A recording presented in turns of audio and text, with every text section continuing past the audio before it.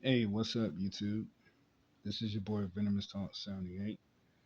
Um, this video right here is gonna be called My Life Story. Okay, I was born May 12th, 1980, and it was on a Monday. So from 1980 all the way up to 1987, I've been living with um, my mom, who has been like a part of my life ever since I was born. And by the time 1987 had came, you know, I didn't really eat anything because I wanted to be with my dad. And, like I was, you know, a kid who was literally, and I don't know if I remember it correctly, but I didn't eat anything. I didn't want anything to eat. All I wanted was my dad. And I remember my mom had took me to the hospital, and I remember she had said that the doctor had said, Miss Bailey, maybe it's time for you to take your son to live with his father. And that's what my mom did. And I remember like growing up living with my dad, and my father had taught me a lot of things. He said, Terrence, it's gonna be one day when you grow up and be a man of your own. You might have a son or a daughter, but you gotta learn to stand on your own two feet. You have to learn to stand on your own two feet. And when I was living with my dad, I learned everything financially.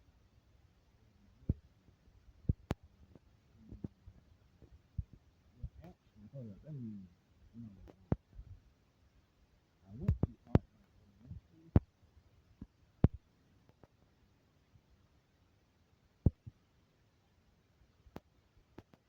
from E.L. County. When I was in middle school, I went to Sylvan. From Sylvan Middle School, I went to D.M. Thurl High School. Graduated from D.M. Thurl High School. And, you know, lost my dad in 2005. And my life has been, trials and tribulations, like through a lot of panic in my life. And I always had to measure up to everybody else's expectations.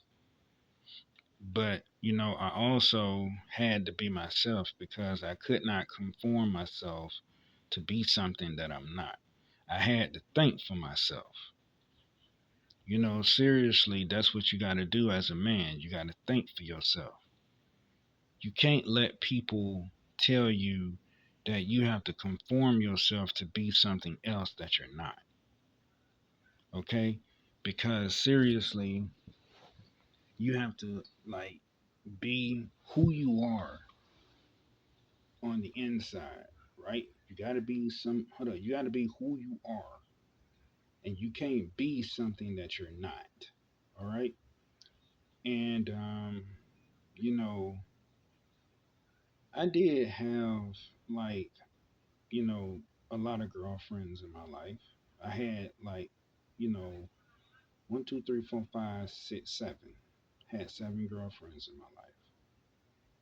So, like to be honest, even though I had seven, I don't know who the eighth one is going to be. But, you know, hopefully God will send me that right person. My mom had told me that I need to stop judging and bashing and downgrading women because God is not pleased with that. God is also not pleased with the way how women have been, degrading men. They're always saying men ain't shit. I don't, women always say men ain't shit. Men are dogs, and it's a lot of things. And sometimes in life, sometimes in life, we all have to really take a look at ourselves. Because, like, what my mom had told me is that, like, I need to stop, like, bashing women, degrading women, and down talking women, right? Okay, so, if I have to stop doing that, how come women can't stop saying men ain't shit, men are dogs, men are this, and men are that? So tell me something.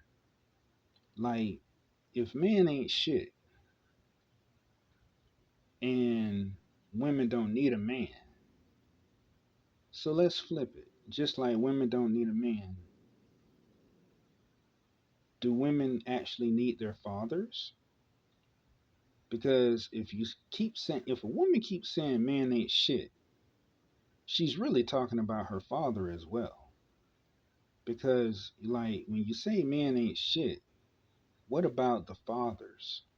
Where, like, where do the fathers have a place in, right?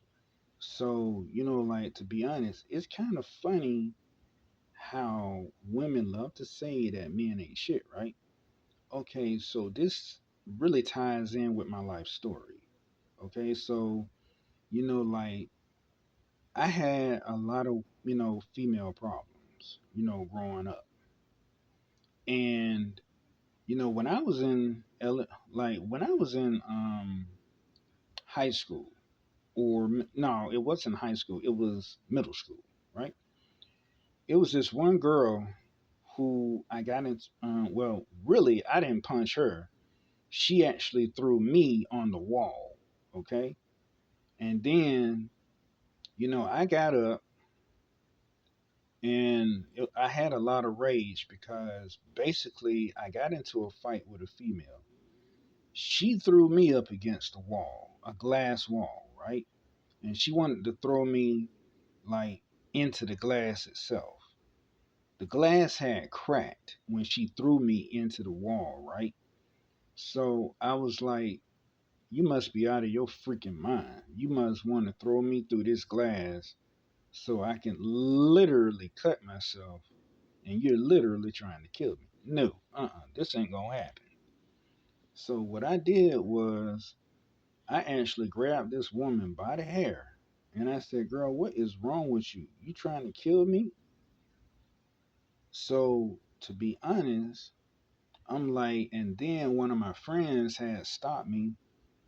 He said, "Terrence, look, I understand that this girl had did, the unthinkable to you, bro.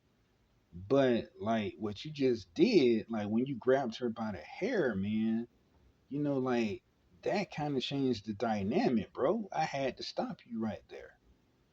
Cause I mean, like you was about to ram your fist in her face, bro. I had to stop you. So even though he had to stop me, was it right for a woman to throw me in, you know, a plated glass wall filled with glass, but the glass cracked? And I nearly went through the wall right after when the glass cracked.